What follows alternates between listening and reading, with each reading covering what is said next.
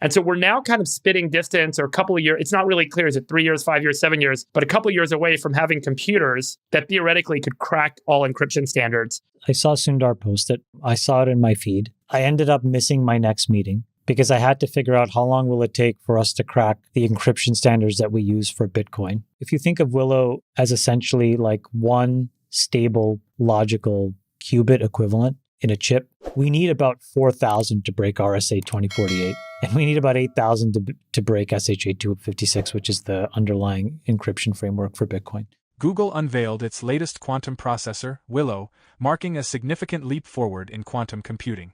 This state-of-the-art chip can perform calculations in under 5 minutes that would take the fastest classical supercomputer an estimated 10 septillion years to complete. Tasks once deemed theoretical are now achievable, demonstrating the transformative potential of quantum technology in fields like drug discovery, fusion energy, and battery design. Google and Alphabet CEO Sundar Pichai described Willow as a breakthrough in reducing computational errors while scaling with more qubits, solving challenges that have hindered the field for decades. The announcement sparked widespread attention, with notable figures like Elon Musk applauding the innovation. However, concerns were raised about the implications for cryptography. Investor and tech expert Ash noted that breaking Bitcoin encryption in one day would require 13 million qubits, far beyond Willow's 105-qubit capacity. He estimated that achieving this would need approximately 124,000 Willow chips in one day or 340 Willow chips over a year, underlining that such capabilities remain theoretical for now. In a recent episode of the All In podcast, billionaire investors Chamath Palihapitiya and David Friedberg discussed Willow's revolutionary advancements and their potential impact on cryptography and security. They emphasized the broader implications of quantum computing's rapid progress, which could redefine encryption standards and reshape technology in the years ahead. Stop. You don't have time. Don't miss out this 2025 bull run. Educate yourself first ahead of the crowd. We have created the ultimate step-by-step crypto cheat guide that will guide you this bull run. Unlock the secrets of crypto and make smarter investments today. Now by clicking on the link below to get your exclusive copy just under $10. Yeah. The big breakthrough here is that the whole basis of a quantum computer is called a qubit or a quantum bit. It's radically different than a bit, a binary digit, which we use in traditional digital computing, which is a 1 or a 0. A quantum bit, you can kind of think about it as a wave function. It's sort of a quantum state of a molecule. And if we can contain that quantum state and get it to interact with other molecules based on their quantum state, you can start to gather information as an output that can be the result of what we would call quantum computation. And that sounds complicated, but what it really means is that instead of doing kind of binary computation where we're adding numbers together or doing kind of other traditional arithmetic, there are really interesting functions you can do with qubits. Qubits can, for example, be entangled. So two of these molecules can actually relate to one another at a distance. They can also interfere with each other, so canceling out the wave function. And then when you read it out, you get a result that is basically a very, very complex problem that is solved through this quantum interpretation. It's really hard to kind of highlight how different this is from traditional computing. So quantum computing creates entirely new opportunities for algorithms that can do really incredible things that really don't even make sense on a traditional computer. They're not possible to kind of resolve on a traditional computer. And sorry, let me just state one thing. The quantum bit needs to hold its state for a period of time in order for a computation to be done. And so the big challenge in quantum computing is how do you build a quantum computer that has multiple qubits that hold their state for a long enough period of time that they don't make enough errors that you can actually do a computation with them. So what Google was able to demonstrate here is they created these, call it logical qubits. So they put several qubits together. And by putting several qubits together, they were able to kind of have an algorithm that sits on top of it that figures out, hey, this group of physical qubits is now one logical qubit, and they balance the results of each one of them. So each one of them has some error.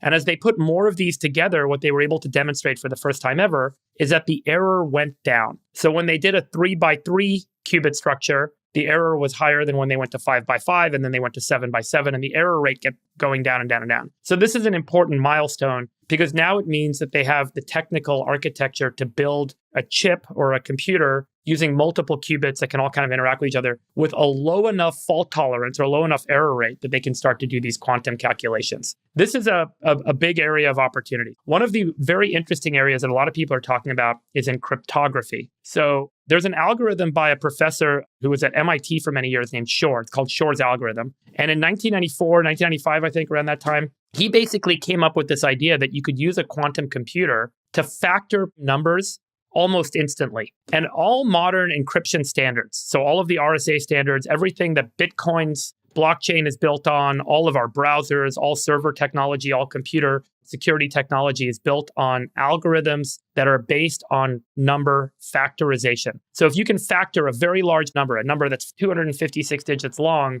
theoretically, you could break a code. And it's really impossible to do that with traditional computers at the scale that we operate our encryption standards at today. But a quantum computer can do it in seconds or minutes. And so we're now kind of spitting distance or a couple of years. It's not really clear. Is it 3 years, 5 years, 7 years, but a couple of years away from having computers that theoretically could crack all encryption standards. And there are a set of encryption standards that are called post-quantum encryption. And all of computing and all software is going to need to move to post-quantum encryption in the next couple of years. So there's like this big kind of push now to like, how do we do that? How do we accelerate it? Experts believe quantum computers could one day render today's encryption systems obsolete. However, Google Quantum AI Director and COO, Chana Cho, emphasized that Willow is far from achieving this. In a recent interview, Cho clarified that the Willow chip cannot break modern cryptography, estimating that we are at least 10 years away from breaking RSA encryption. Achieving this would require around 4 million physical qubits, a capability well beyond current technology. Investor Ash highlighted a calculation based on Moore's law, predicting that RSA encryption could be broken within 13 years if quantum computing advances at its current pace. Meanwhile, Bitcoin investor Chamath conducted his own analysis, arriving at what he described as very alarming conclusions regarding the potential future impact of quantum computing on encryption systems.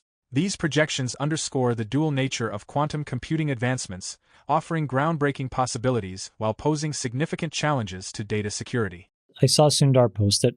I saw it in my feed. I ended up missing my next meeting because I had to figure out how long will it take for us to crack the encryption standards that we use for Bitcoin. Nick, here's the answer, because I was so tilted by this idea. So if you think of Willow as essentially like one stable, logical qubit equivalent in a chip, we need about 4,000 to break RSA 2048, and we need about 8,000 to break SHA 256, which is the underlying encryption framework for Bitcoin. So I think you're right. I think we're in the sort of like the end game. 2 to 5 year shot clock. No, I mean, I think what'll have to happen is some of these chains will need to obviously re-implement something at a pretty foundational level.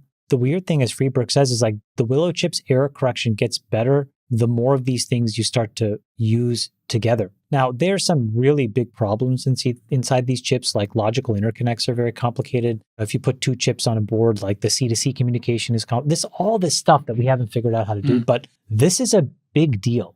And I was really like, oh my God, what's going on here? Just to give you a sense on the numbers, like Google's target for fault tolerance on a quantum chip to make it logically useful is 1 × 10⁻⁶. Right now, this Willow chip is kind of running at 99.7%. So it's still a few orders of magnitude away. They have a long way to go in getting the fault tolerance low enough to actually build logical gates using qubits that can resolve kind of computational output. And so there's still a build cycle ahead, and that pathway is a little bit unclear. But what they've shown is this almost feels like the Shockley transistor moment. It's like, here's this this transistor. Now everyone's like, you have a lossy transistor, and then you'll figure out p-in junctions. You'll figure out all of these ways of just like getting the error correction down. But by the way, this reinforces what you said before, which is it's hard for an outsider like us to comprehend what's really happening inside of Google, because the business they've built was able to fund this. I mean, and I went down a rabbit hole because I'd never heard of who this guy was that runs his Helmut Nevin.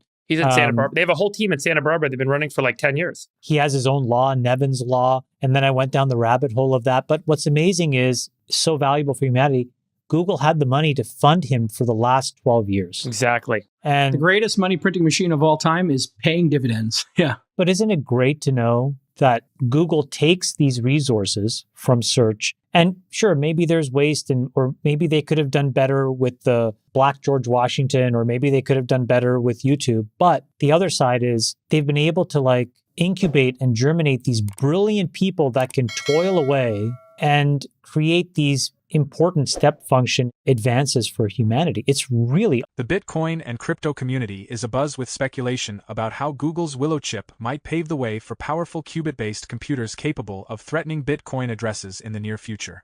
Experts, however, suggest that legacy Bitcoin addresses, particularly those using the P2PK format, are at greater risk. In a recent tweet, Bitcoin investor Chamath addressed misconceptions from a podcast discussion, stating, "Quantum computing will be a risk to V1 cryptographic approaches. The time frame is unclear, and it's not on the immediate horizon, but if I own significant BTC, my risk posture would assume it could happen and plan accordingly." He noted that while quantum-resistant cryptography could secure future transactions, it cannot retroactively protect exposed public keys, leaving old P2PK addresses vulnerable. Chamath's tweet included a risk assessment chart and referenced a 14-year-old post by Bitcoin's creator, Satoshi Nakamoto, discussing potential responses to compromised cryptographic standard. In the post, Satoshi expressed confidence in SHA-256 as a robust algorithm capable of lasting decades unless undermined by a major breakthrough. Satoshi suggested that if SHA-256 were ever compromised, the community could agree on the last honest blockchain and transition to a new hash function. Such a change could be implemented gradually, with software upgrades ensuring continuity. The question now is whether Willow represents the kind of massive breakthrough Satoshi speculated about in 2010. If quantum computing advances faster than expected, Bitcoin's encryption standards may need to evolve sooner than anticipated. How do you think this development will impact Bitcoin's future security? Share your thoughts and insights in the comments below. For more Daily Dose Crypto news, check out these 2 awesome videos on your screen. Click now and we will see you on the next video.